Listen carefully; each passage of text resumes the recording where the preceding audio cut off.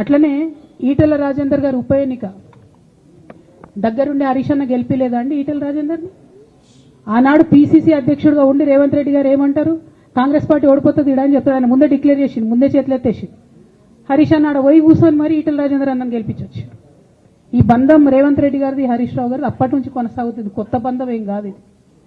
నేను కేసీఆర్ గారిని పెద్దల్ని రిక్వెస్ట్ చేసేది ఒకటే, ఈయన చేస్తున్న నక్కజిత్తుల్ని దయచేసి గమనించండి. ఇలా నేను బయట పోతా కావచ్చు, నాదేముంది ఉద్యమంలోకి వెళ్ళి వచ్చినా వాళ్ళ ఉద్యమంలోకే పోతా, నాకు భయం ఏముంటుంది, నాకు ఎన్నడూ పదవుల మీద ఆశ లేదు.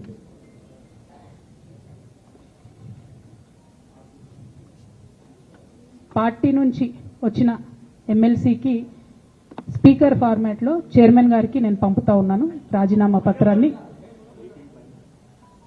అట్లానే బీఆర్ఎస్ పార్టీ ప్రాథమిక సభ్యత్వానికి కూడా గౌరవ పెద్దలు కేసీఆర్ గారికి రాజీనామాను పంపుతా ఉన్నాను.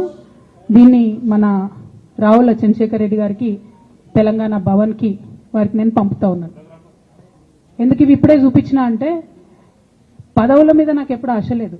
మేము ఉద్యమంలోకి వచ్చింది ఎందుకంటే మా నాన్న ఒక్కరు ఇంత ఒంటరి పోరాటం చేస్తున్నారు, ఎంత వీలైతే అంత ఆయనకు మద్దతు ఇవ్వాలని వచ్చినాం. ఆనాడు మేము ఉద్యమంలోకి వచ్చినప్పుడు పార్టీ అధికారంలోకి వచ్చే ఆస్కారమే లేకుండే, తెలంగాణ వస్తుందో రాదే అనే అనుమానాలు అంతటా ఉండే. మేము ఉద్యమంలో కొట్లాటలో లాఠీ దెబ్బలు తినడం కోసం జైల్లోకి పోవడం కోసం ఆనాడు వచ్చిన ఉద్యమంలోకి అధికారంలోకి వస్తామనుకొని రాలే.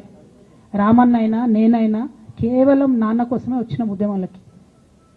అందుకే మా కుటుంబం మీద కుట్ర, ఈ కుట్రను గమనించమనే నేను మా కుటుంబాన్ని కోరుతా ఉన్నా. ఇక పెద్ద సార్కు నీడలాగా సంతోష్ రావు గారు ఉంటారు. ఇక సంతోష్ రావు గారి గురించి 2 నిమిషాలు చెప్తా, అంత పెద్ద సీనున్న మనిషి కాదు కానీ చెప్పాలి. ఎందుకంటే కూరల ఉప్పు ఎట్లుంటుంది ఈయన అట్లా అన్నట్టు, ప్రతి దాంట్లో చెడగొట్టడానికి కొంచెం ఉండాలి కదా అట్లాంటి వాడు. కాబట్టి చెప్పక తప్పదు ఈయన గురించి. చెప్పులో రాయి చెవులో జోరిగా అంటాం కదా అట్లాంటి టైపు, కాబట్టి ఖచ్చితంగా చెప్పాలి.